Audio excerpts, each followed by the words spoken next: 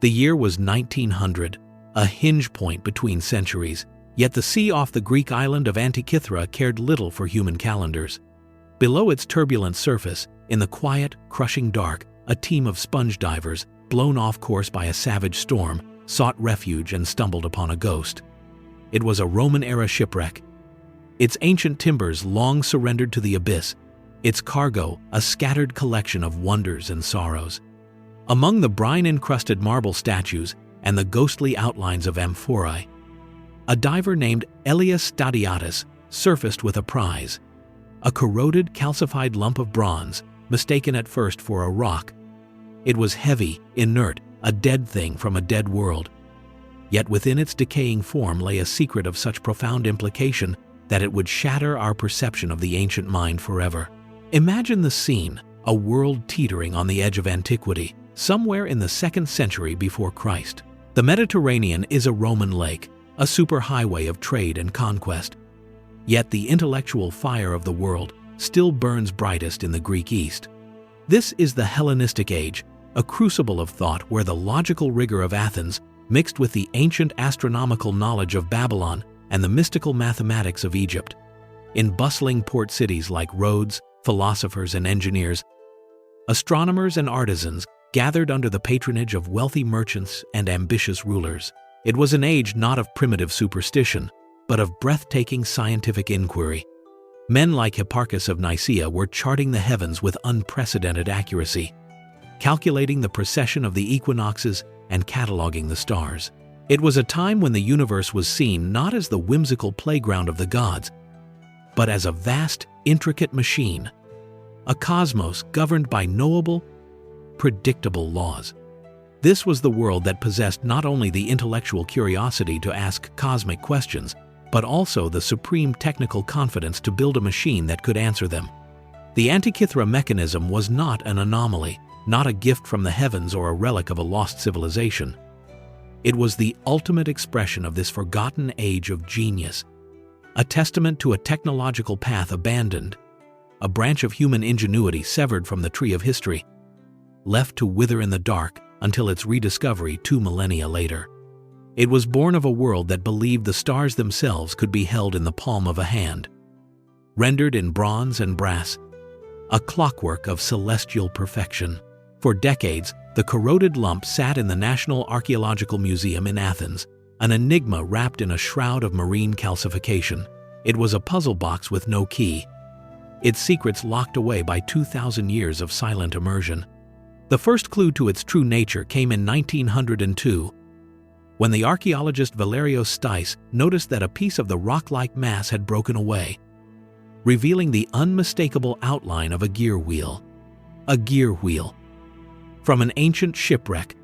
The notion was preposterous, anachronistic, like finding a steam engine in the tomb of a pharaoh. It defied all accepted timelines of technological progress.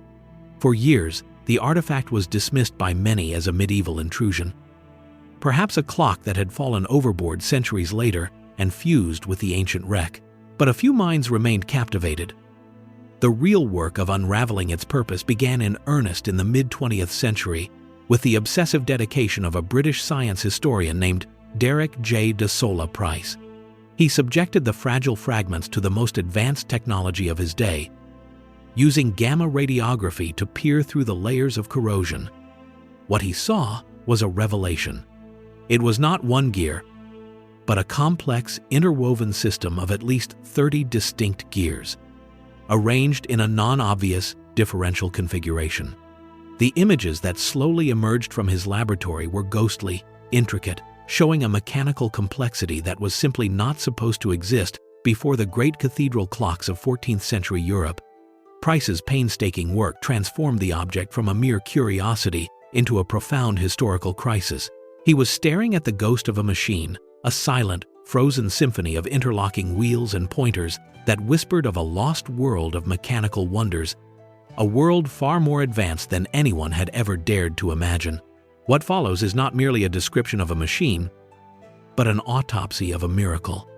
Prepare yourself for a tale of gears and stars, of a mind that could conceive of the cosmos as a clockwork mechanism. The Antikythera mechanism was nothing less than an astronomical computer of breathtaking sophistication. Its front face displayed a dial showing the Greco-Egyptian calendar year, alongside a second dial marking the positions of the sun and moon against the zodiac. A slender silver ball, half blackened, half polished, rotated to display the lunar phase with uncanny precision. But the true genius lay hidden within, in the silent dance of its interlocking gears, a complex epicyclic gear train. A system so advanced it would not be seen again until the 16th century, modeled the variable motion of the moon as it sped up and slowed down in its orbit, a phenomenon known as the first lunar anomaly. The back of the device was even more astonishing. Two large spiral dials dominated the rear panels. One, the Metonic dial, laid out a 19-year cycle, a crucial period for reconciling the solar and lunar calendars. The other, the Saros dial, predicted solar and lunar eclipses with chilling accuracy, even indicating the color and magnitude of the expected event.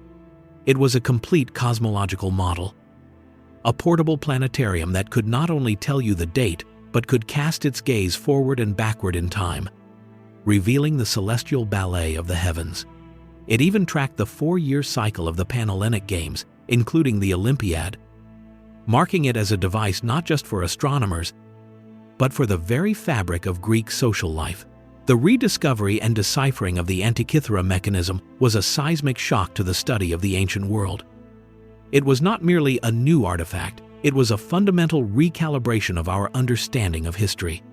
It proved, in cold, hard, corroded bronze, that at least one corner of the ancient world had possessed a grasp of mechanical engineering that was utterly lost for the next 1,500 years.